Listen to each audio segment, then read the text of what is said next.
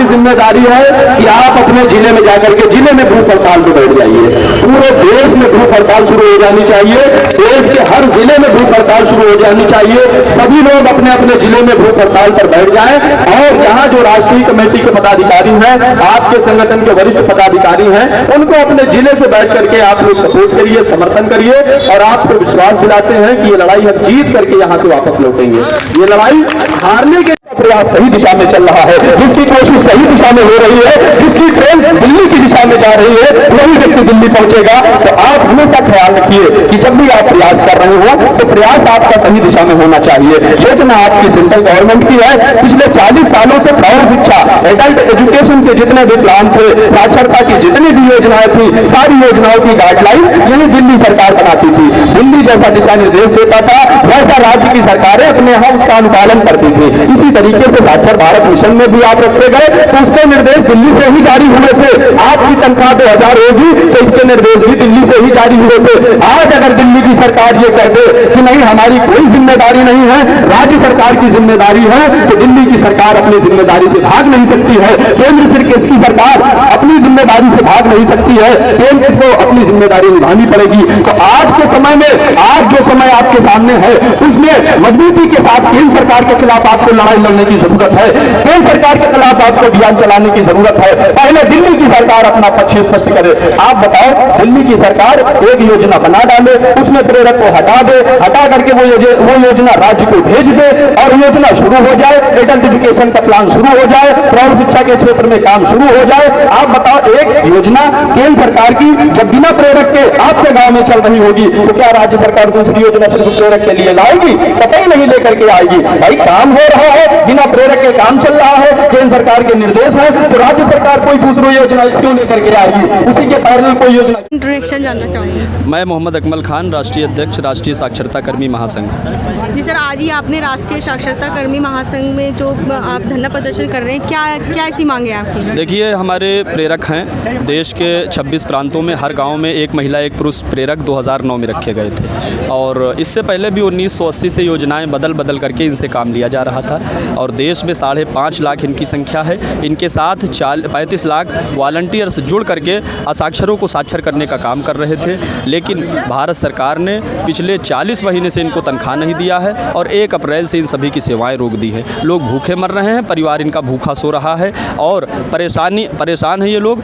इसी बात को लेकर के आज यहाँ ये आंदोलन रखा गया था, सरकार को बताने के लिए, आगाह करने के लिए हम लोगों ने ये प्रोग्राम रखा है कि सरकार हमारी समस्याओं का समय रहते समाधान करे।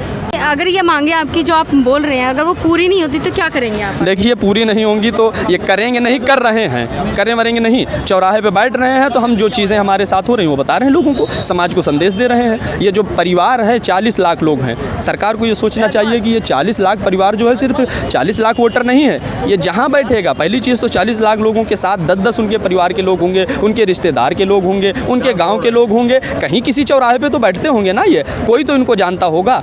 भाई ये गांव में प्रेरक हैं, पिछले 10 साल से काम कर रहे हैं, तो समाज में इनका दखल है और ये समाज में एक मैसेज देंगे। जब चौराहे पे बैठ करके सरकार की बदनामी कराएंगे तो सरकार का नुकसान होगा कि नहीं होगा? छत्तीसगढ़ में तो हमारे यहाँ लोगों ने नारा लेखन शुरू कर दिया है, दीवारों पे नारे लिखना शुरू कर दिया है। तो इस तरीके से जो भी है, हम घरों में पोस्टर लगा देंगे, बैनर लगा देंगे, इनको गाँव में घुसने नहीं देंगे, भाजपाइयों को हम गाँव में आने नहीं देंगे। ये सब तमाम सारी चीज़ें हम लोग करेंगे और 2019 में भाई देखो, जाहिर सी बात उसकी सरकार बनाएंगे, कोई पार्टी आएगी हमसे कह देगी कि भैया हम सत्ता में आते हैं तो 2019 के बाद हम प्रेरक को परमानेंट कर देंगे, उनकी तनख्वाह बढ़ा देंगे, तो ये लोग उनके साथ चल पड़ेंगे। अगर यही सरकार कह देती है ये चुनाव से पहले, अभी तो इनके पास मौका है, हम इनके वादे नहीं लेंगे क्योंकि इनको एक अवसर मिल चुका है। इस समय वर्तमान में ये सत्ता में है तो ये इस समय ये 3 महीने के अंदर इनको बेहतर से बेहतर करने का प्रयास करना चाहिए। अगर ये अच्छा कर देंगे तो ये पूरी टीम इनके साथ चल पड़ेगी, जिंदाबाद शुरू हो जाएगा। समाज को क्या संदेश देंगे? देखिए, समाज को हम तो संदेश यही देंगे ना कि देखो, सरकार के स्तर से एक लयमारी का संदेश दिया जा रहा है कि काम कराओ, पैसे मत दो। तो जो गांव में जमींदार और ताल्लुकदार हैं उनको भी चाहिए कि गांव में मजदूरों से काम कराएं और पैसे न लें। तो ये तमाम सरकार है। भाई देखो, ये जो गांव के लोग हैं, आप बताइए 66 रुपए में गांव में कौन काम करेगा? भाई 66 रुपए में तो सबसे गरीब तबका जो है वही तो काम करेगा। आज के दौर में आप बताइए 66 रुपए में 10 बजे से 5 बजे तक की ड्यूटी कौन दे सकता है? तो बड़े गरीब लोग हैं। इन गरीब परिवारों को जब जमीन से उठा करके ऊपर लाया जाएगा, जिनके परिवार पिछले 60 साल से 80 सालों से कई पीढ़ियां इनकी बदहाली में बीत गई, उन लोगों को जब जमीन से ऊपर लाया जाएगा तब डेवलपमेंट होगा देश का। देश का डेवलपमेंट उन लोगों से नहीं होगा जिनकी पीढ़ियां ऐशो आराम में गुजरती चली जा रहे हैं, आप उनको और ऊपर बढ़ाते चले जाएंगे तो इससे देश वेश का विकास नहीं होगा। ये जो लोग हैं, न्यूसेंस क्रिएट हो रहा है समाज में, लोग ये आक्रोश पनप रहा प्रेरकों में, ये किसी भी हद तक जा सकते हैं। ये आक्रोश समाज हित में अच्छा नहीं है, देश हित में अच्छा नहीं है, तो सरकार को इस बात को गंभीरता से लेना चाहिए। ठीक है, परिचय दीजिए। मैं राजकुमार प्रेरक छतौना सरेनी रायबरेली से बिलोंग करता हूं और हम लोग सब साथीगढ़ इस धरने में बैठे हैं और जब तक हमारी मांगें पूरी नहीं हो जाती जब तक हम लोग यहीं पर बैठे रहेंगे और हम तो हमारी मांगें जब पूरी नहीं हुई तो हम यहीं पर आत्मदाह करेंगे। और सरकार से क्या कहना चाहिए? सरकार की जो तानाशाही नीतियां हैं और गांव में हम उनको जाके मैसेज करेंगे, कम से कम सभी हर परिवार को हम यही बताएंगे, इनको जो है मोदी सरकार तो 2019 में वोट देने का काम नहीं करेंगे। ये भी लिखा गया आपके पोस्टर में कि हमारी भूल कमल का फूल। हमारी भूल कमल का फूल, ये बिल्कुल सही है। तो अब 2019 में चुनाव आ रहे हैं, हम भाजपा तो बिल्कुल हम उनके आदमियों को और उनकी पार्टी को अपनी नज़र से देखना नहीं चाहते हैं। ठीक है।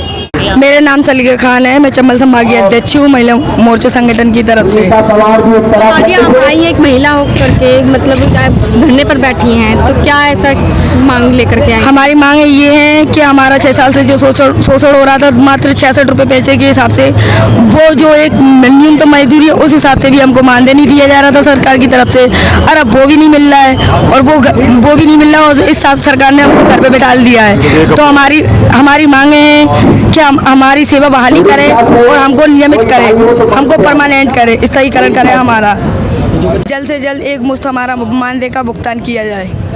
हमारी सेवा बहाली समाप्त कर दी है, उसको जल्द से जल्द सेवा बहाल किया जाए और हमको स्थायीकरण एक राज्य कर्मचारी का दर्जा दिया है जो कोई परमानेंट हो और हमारा मानदेय कम से कम 20,000 से कम नहीं होना चाहिए।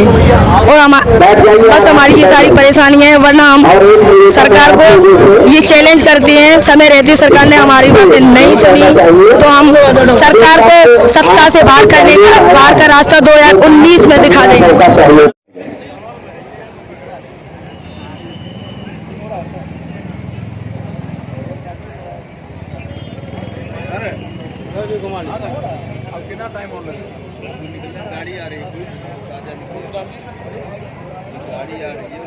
के लिए बताना चाह रहा हूँ, मैं YouTube पे देखता हूँ, व्हाट्सएप पे देखता हूँ, गूगल पे देखता हूँ कि भाई अकमल खान जी जो ये धरना प्रदर्शन कर रहे हैं, बहुत दिनों से अथक प्रयास में है। कभी HRD मंत्री से मिलना है तो कभी उत्तर प्रदेश के मुख्यमंत्री से मिलना है तो कभी किसी से मिलना है, कभी किसी से मिलना है। बहरहाल ये जो 24 आवर्स हमें और आपके लिए मेहनत करने में लगे हुए हैं।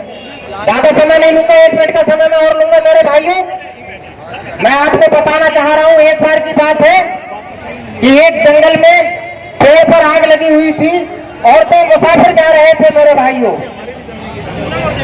उन्होंने क्या देखा मुसाफिरों ने कि उस पेड़ में आग लगी हुई थी और उस आग के लिए देखकर और जो पक्षी थे उस पर जल रहे थे, तब उन राहगीरों ने कहा आग लगी इस वृक्ष को, जलने इसके साथ और तुम पंछी जो जल रहे थे पंख तुम्हारे साथ। और इतना कहकर जो मुसाफिर थे वो चलने लगे मेरे भाइयों। इसके बाद क्या होता है कि पक्षियों ने कहा, बोले ठहरो, आपने क्या कहा था?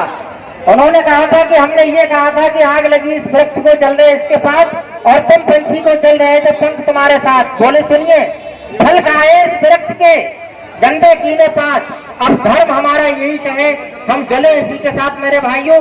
तो अब हमारे शिक्षा प्रेरकों के लिए वो घड़ी आ गई है कि हमें ईंट का जवाब पत्थर से देना और पत्थर का जवाब लोहे की हथौड़ी से देना है मेरे भाइयों। अपनी बात के लिए ज्यादा न बढ़ाते हुए, क्योंकि भक्तागण और भी हैं, मैंने समय से ज्यादा समय ले लिया, मैं अपना इंट्रोडक्शन जरूर आप लोगों के लिए देना चाहूंगा। मेरा नाम डॉक्टर प्रताप सिंह प्रजापति है, उत्तर प्रदेश के बरेली जिले से बिलोंग करता हूँ। इंडिया की हाईटेक डिग्री PhD मैंने रोहनखंड विश्वविद्यालय बरेली से की है और आपके यही दिल्ली के बराबर में Noida institute education and technology Noida से BPEd हूँ, IGD बॉम्बे हूँ, अनौपचारिक शिक्षा में अनुदेशक रहा हूँ और इसके अलावा राजेंद्र प्रसाद डिग्री कॉलेज हमारे बरेली का जाना माना कॉलेज है, वहाँ मैंने टीचिंग करने का काम किया है, लेकिन मुझे जो स्नेह और प्यार आप लोगों ने दिया, इतना प्यार मुझे कहीं भी नहीं मिला। आपने हमारी बात के लिए बहुत ध्यान से सुना, बहुत समय दिया। आप सभी लोगों का बहुत बहुत धन्यवाद।